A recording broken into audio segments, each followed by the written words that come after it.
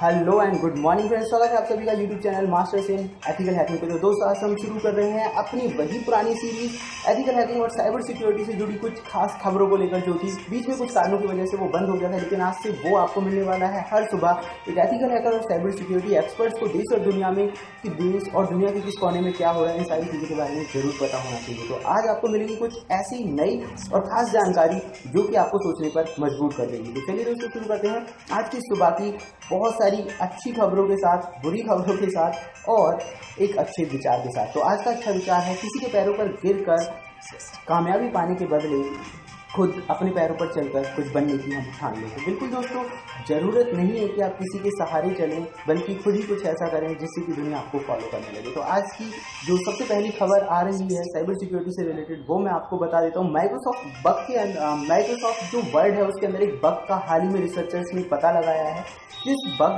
की मदद से कोई भी जो हैकर है या अटैकर है आसानी से किसी भी एंटी मलवेयर डिफेंस सिस्टम को बाईपास कर सकता है, यानी कि कोई भी एंटी मलवेयर डिफेंस सिस्टम उसे कैच नहीं कर पाएगा।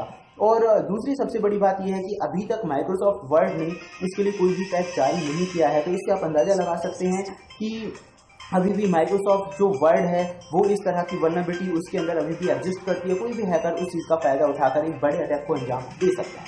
दूसरी जो बड़ी खबर है वो दोस्तों रिलेटेड है मेडिकल इमेजिंग डिवाइसेस को लेकर या मेडिकल इमेजिंग मशीन्स को लेकर। Medical imaging machines like ultrasound machine हो गई या फिर एक्सरे मशीन हो गई, इस तरह की जो मशीनें होती हैं अब हैकर्स उस तरह की मशीनों को अपना टारगेट बना सकते हैं। लेकिन यहाँ पे सबसे बड़ी बात ये है कि जो medical imaging machines outdated softwares का इस्तेमाल कर रही हैं, यानी कि विंडोज एक्सपी या 2000 जैसे ऑपरेटिंग सिस्टम्स का इस्तेमाल कर रही हैं, वो हैकर्स का टारगेट हो सकती हैं। मैं आपको याद दिला देता हूँ, वानाक्राई रैंसमवेयर अटैक जो हुआ था वो भी आउटडेटेड ऑपरेटिंग सिस्टम्स की वजह से ही हुआ था। विंडोज एक्सपी उसका मेन टारगेट रहा था। इसकी वजह से 10 से ज़्यादा देशों में उसका इफेक्ट पड़ा और हैकर ने बड़े लेवल पर बिटकॉइन के रूप में करेंसी की डिमांड भी की थी। तो अभी भी अल्ट्रासाउंड जैसी जो मशीनें हैं, अल्ट्रासाउंड मशीन्स आप कह लीजिए या एक्सरे मशीन्स कह लीजिए, ये हैकर्स के अटैक के लिए अभी भी वल्नरेबल बनी हुई हैं। तो अगर अभी जल्दी इस बारे में कुछ नहीं किया जा सकता है तो वानाक्राई जैसा रैंसमवेयर अटैक हो सकता है। तीसरी जो बड़ी खबर है दोस्तों वो है रिसर्चर्स की एक टीम ने पता लगाया है कि लगभग 800 मिलियन से ज़्यादा ईमेल आईडीज और सेंसिटिव जो इन्फॉर्मेशन आईडी पासवर्ड के साथ साथ पर्सनल और सेंसिटिव इन्फॉर्मेशन जो है वो मोंगोडीबी करके एक वेबसाइट पे लीक हुई है, जो कि 150 GB से ज़्यादा का डाटा है।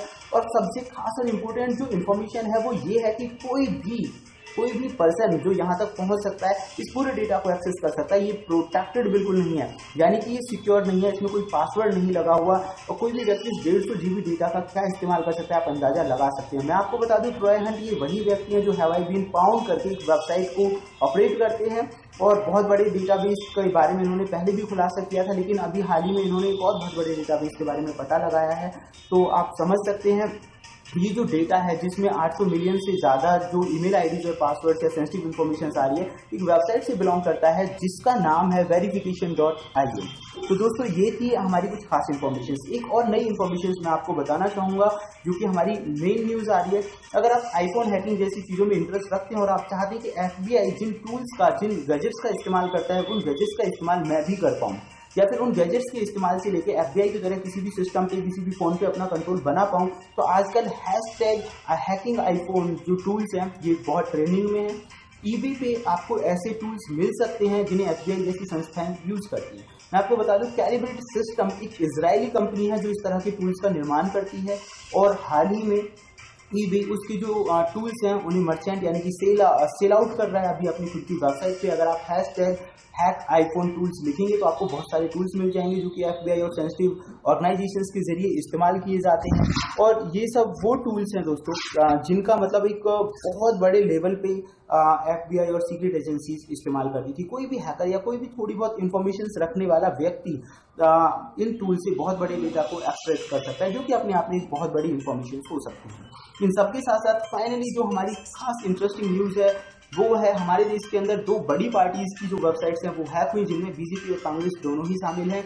कांग्रेस की वेबसाइट बहुत जल्दी ही रिकवर कर ली गई, लेकिन बैड न्यूज़ ये है कि बीजेपी यानी कि भारतीय जनता पार्टी की जो वेबसाइट है वो 5 दिन से लगातार नॉन एक्सेसिबल आ रही है। अगर जब भी आप उस वेबसाइट को चलाएंगे तो उस पर लिखा आएगा we will be get back to you soon, यानी कि बहुत जल्दी हम वो वेबसाइट शुरू करने वाले हैं। इतना लंबा टाइम उसके अंदर लग रहा है, तो इसमें कहीं ना कहीं ये बात हो सकती है कि हैकर्स ने बहुत बड़े लेवल पर हैकिंग अटेम्प्ट किया है, जिसकी वजह से उसका जो डेटा है वो रिकवर नहीं हो पा रहा है, या फिर वेबसाइट को दोबारा से बनाने की कोशिश की जा रही है। तो इसमें कुछ भी हो सकता है दोस्तों, लेकिन जिस तरह से चुनाव नजदीक आ रहे हैं, इस तरह के हैकिंग अटेम्प्ट्स और बहुत सारी चीजें बढ़ने की संभावना है, इसमें किसी का भी हाथ हो सकता है, और ऐसा माना जा रहा है कि इसमें बहुत बड़े लेवल पर भारतीय हैकर्स का भी हाथ है। तो दोस्तों, ये थी हमारी आज की कुछ खास नई और लेटेस्ट इन्फॉर्मेशन। अगर आपको पसंद आई हो तो शेयर, लाइक और सब्सक्राइब जरूर करें, और डेली हम इस तरह की इन्फॉर्मेशन के बारे में जानते रहेंगे। Thank you, good bye.